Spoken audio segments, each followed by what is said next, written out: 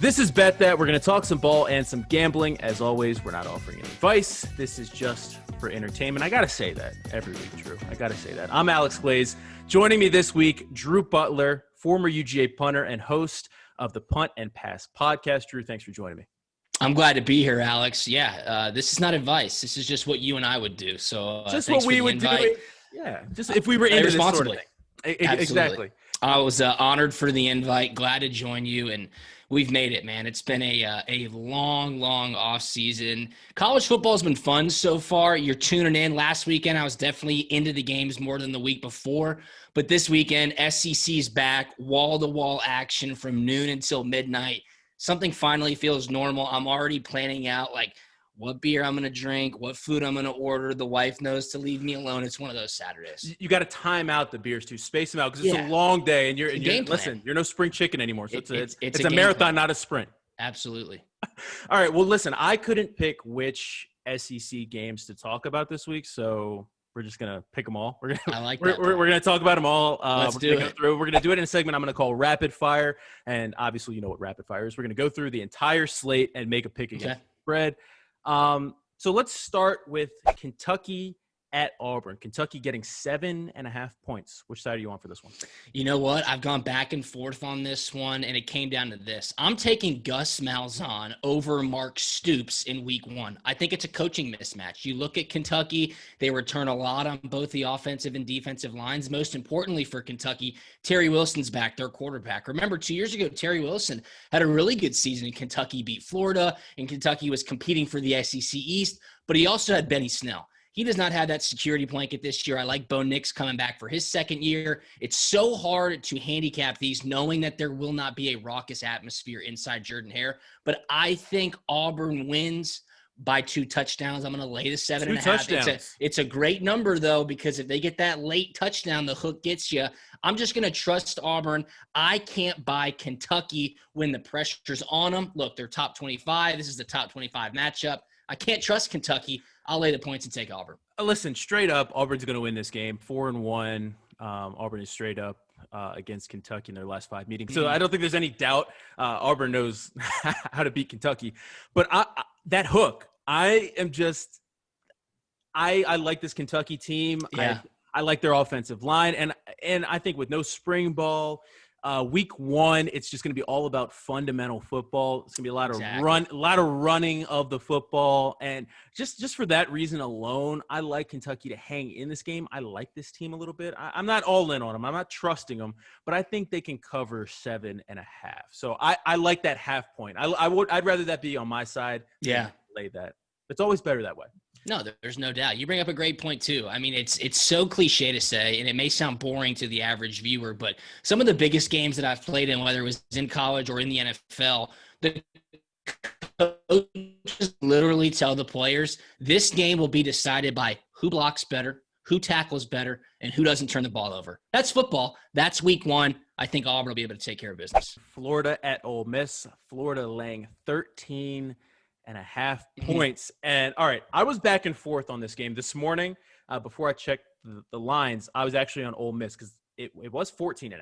Yeah. And I liked having that 2 touchdowns, and I liked that half point being on my side. But 13.5, listen, the talent gap is just too big. Florida's a good team. They're going to have a good defense. We don't know what we're going to see from Lane Kiffin in week one, so he has that element of surprise. But I just think the talent gap is too big. And I just think Florida's going to be able to cover that 13.5. So I'm going with Florida.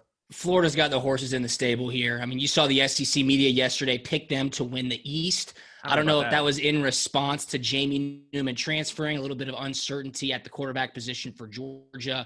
A lot of love to Kyle Trask, ton of love to Dan Mullen. Kyle Trask isn't even the best guy on Florida named Kyle.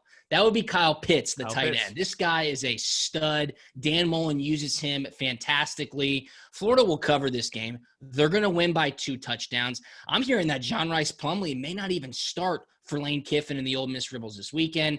The other quarterback, his name's slipping me right now, is supposed to be a better fit for Kiffin's system. Week one, horses in the stable. Florida's just got too much talent. They're going to cover this game. I'll take Florida as well. Mississippi State getting 16.5 points at LSU. This was actually a really tough game for me to pick. I wasn't sure which side I wanted to be on, so I want to hear what you have to say first. You know, we just recorded our podcast. It's out wherever you listen to podcasts, at Punt and Pass on Twitter and Instagram. Aaron Murray and myself. Aaron Murray, the SEC's all-time leading quarterback in passing yards and touchdowns. This guy knows what he's talking about. CBS sports analyst. He told me that he would not be surprised if Mississippi State won this game outright. Remember, Mike Leach is the new head coach in Starkville. KJ Costello is his quarterback. This is a 6'5" quarterback from the Pac-12 who can sling it all over the field. He says just there's too much turnover at LSU. New quarterback, new offensive coordinator. Jamar Chase is sitting out. Sheldon, the first-round defensive tackle, sitting out. A lot of question marks. There's a lot of uncertainty around LSU heading into this game, and probably a lot of distraction. I mean, they get the 3:30 slot on CBS. They're going to be celebrating the national championship they won a year ago. So Aaron laid the 16.5, said, watch out, maybe sprinkle something on the money line for Mississippi State. I can't get there. I keep going back to week one. If Mississippi State had spring practice, if they had a normal offseason where Mike Leach would be able to install his system, get those players to know what to expect week one, I might be on that side. This is a massive number. It stinks. I hate taking LSU, but I'm going to do it. I'm with you, actually. You just convinced me a little bit. Mike Leach, first game in the SEC. I think Coach O is going to welcome him to the SEC a little bit. I wouldn't be surprised by that. And that 3:30 slot, listen, there's something about that with just knowing that all eyes are on you. And I think Coach O, he knows that everyone's watching. They want to see how they're gonna act now that Joe Burrow's not there anymore. They're losing, Clyde Edwards-Helaire, Jefferson. They're losing a lot of talent. People want to see what this LSU team is going to look like. I know. I think that he wants to show that LSU is still here. So I think he wants to establish that dominance. And also, like you said, no spring ball, Mike Leach, that air raid offense. I'm not sure how that's going to work in the SEC, but the no spring ball with that new offense. And I think, if I remember correctly, he's one of those coaches. He doesn't write down plays. He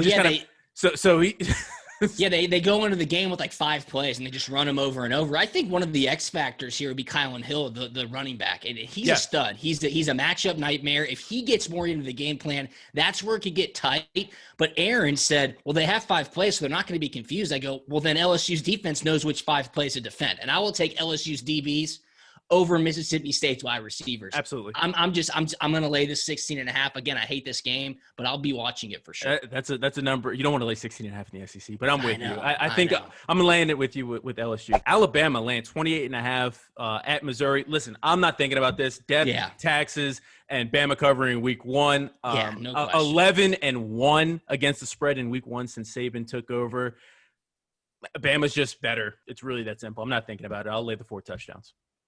Yeah, likewise. I mean, Nick Saban in week one, it's as American as apple pie. There's no doubt about it. I'm going to take it here. Coach Drinkwitz over in Columbia, Missouri, welcome to the SEC. I mean, Arkansas and Missouri have absolutely brutal schedules this year. A lot of people picked Kyle Trask as the best returning quarterback in the SEC this year. I stuck with Mac Jones. I mean, Alabama is loaded. Mac Jones did such a good job filling in for Tua Tagovailoa a year ago, but everybody was focused on Tua Tagovailoa being out rather than what Mac Jones was able to do when he was at the helm. I'm rolling with Alabama. I mean, this should be a sleepwalk. Tennessee at South Carolina. Tennessee laying 3.5 points. Where are you at? This is a great game. This is what I picked for my SEC game of the week. Go check out. I had a little write-up on puntandpass.com.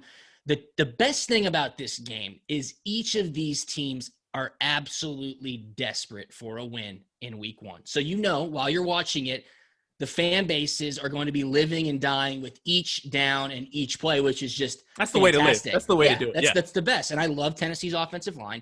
Look, Jeremy Pruitt's defenses are gritty. They're going to be in your face. There's no doubt about that.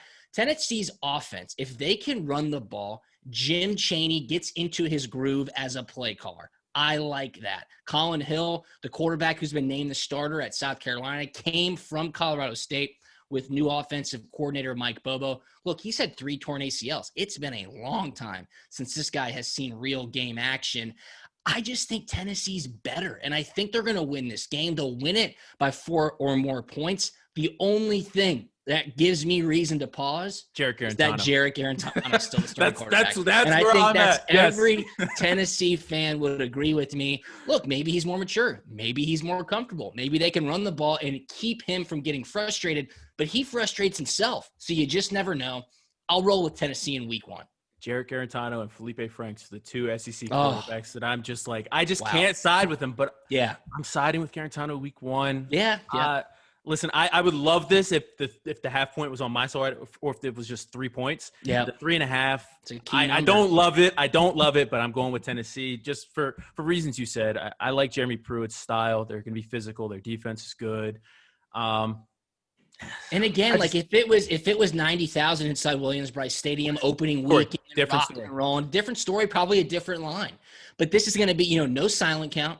These guys are going to be – Garantano won't have to get that frustrated. He can communicate. Those things matter. And that's why I think Tennessee has the leg up in this matchup. Vanderbilt getting 30.5 points at Texas A&M. Give me Vandy in the points. It's not a sexy pick. It's ugly, but I'm never going to lay 30.5 points with Kellen Mond as my quarterback. It's just that simple for me. Yeah, you know what? I'll take that as well. You put a 3 and then add some other numbers behind that. I will take the 30.5. That is a monstrous amount of points. I mean, I could see this game being 30-0 and Texas A&M winning and not covering, maybe even 35-7. And those are the types of things where you see that late cover come into play. So give me the 30.5 and hopefully I'm 5-0 at that time. And that's just a toss up. All right, I think that's – oh, wait, no, there's one more game. There is one more game. We got a big game. Yeah, Georgia at Arkansas. Dogs, 26-point favorites on the road at Arkansas. Obviously, Arkansas, new head coach in Sam Pittman, who was Georgia's offensive line coach and key recruiter for years and years. He has tons of familiarity with Georgia's offense and Georgia's entire team. Even more coaches followed him over to Fayetteville to coach up the Razorbacks. And Georgia just got a lot of uncertainty. I mean, Jamie Newman was supposed to be the starting quarterback, the transfer stud quarterback from Wake Forest. He opts out. Who's going to be there? JT Daniels hasn't even been cleared medically. What about DeJuan Mathis? He hasn't played in meaningful snaps in such a long time. Georgia's defense will be one of the top units in all of college football this year. Don't expect Felipe Franks and the Razorbacks to find the end zone much. Look, a 26-point favorite. Georgia's just going to run the football. Ease DeJuan Mathis into this game plan. Going to be a lot of control. Tons of guys are going to see playing time. I'll lay the 26. I think this is a really, really good number. I've gone back and forth on this. But I think the play here, Glaze, is under 52 points. Go under 52. Listen. I just don't see Arkansas scoring a lot of points on Georgia's defense. On the flip side, I don't see Georgia just blowing the doors open and having a 48-0 win. I'll lay the 26, and I'll kind of watch this one with one eye open from a betting perspective. All right, so you're on Georgia and the under. Listen, I had 2 picks for this game, and you must have seen my notes because I'm on the under too. The under is the easy play for me, but I'm on the other side of this one. I'm going to take Arkansas in the points. I've been on the other side of Georgia in a big number too many times. I've learned my lesson. Okay. And it's really for reasons you said. Georgia's going to run the ball. They're going to control the clock. They're not going to show much. They're just going to get in, and they're going to leave Fayetteville with a W. That's all Kirby cares about. Kirby does not care about taking care of his people. So I'm done. I'm done. But what do you think about Todd Monken? I mean, do you think the new offensive coordinator in Athens I don't think they should. I don't think this is a game. Go? No, not this game. They don't have to show anything. I'm not sure what DeJuan Mathis can do at quarterback. I'm not sure what George is going to do at quarterback, because if JT Daniels is clear before Saturday, then who even knows who the starting quarterback is? I think it's going to be DeJuan Mathis, personally. Yeah, I think so too. And we talked to Aaron and I talked to DeAndre Swift, now rookie running back for the Detroit Lions, earlier this week, and asked him about DeJuan. Obviously, he knows him. They played together for a couple of years, and he was really excited for DeJuan. I think this could potentially be one of the best stories in college football across the nation this year. This kid had a brain tumor. He had brain surgery to no fault of any Georgia fan or college football fan. I think most people just wrote it off that he probably wouldn't play football again. People forget. Yeah, when you have brain surgery, you kind of you're like football's kind of an afterthought at that point. No doubt. People forget he's a 4-star quarterback that Kirby flipped from Ohio State to Georgia on signing day. This kid can play football. It'll be great to see if he can get into that groove, maybe take a few hits, get his confidence, and then get ready to rock and roll. If that happens, who knows? We'll see how we do. Listen, this is the first time we've picked a full slate, so we're going to have a little report card up after, and hopefully we're looking good.